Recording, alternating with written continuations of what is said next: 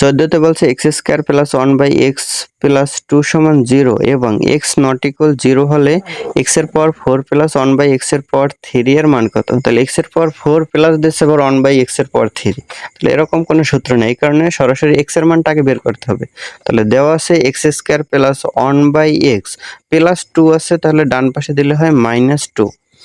তাহলে x square plus 1 সমান হয় x, ডান পাশে দিলে হয় -2x। তাহলে x স্কয়ার এটা ডান পাশে আনলে হয় প্লাস 2x প্লাস 1 সমান 0। তাহলে এটার মিডল টার্ম করলে হয়, মানে 1 কে যদি ভাঙি 1 ইনটু 1 হয়, তার মানে মাইনাস প্লাস 1 প্লাস 1 দিলে প্লাসের 2 পাবো, মানে আমাদের টার্গেট এই 2 পাওয়া।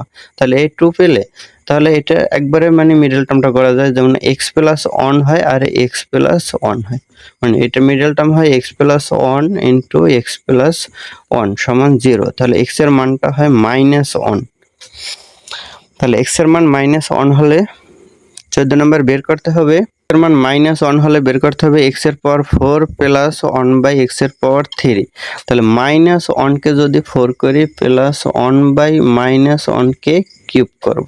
তাহলে মাইনাস কে যদি 4 করি তাহলে প্লাস 1 কে 4 করলে 1 প্লাস প্লাসটা পরে দেই, যেমন -1 কে কিউব করলে হয় -1। তাহলে মাইনাস আর এই প্লাস গুণ করলে হয় -1 দিয়ে 1 কে ভাগ করলে 1। তাহলে 1 - 1 সমান 0।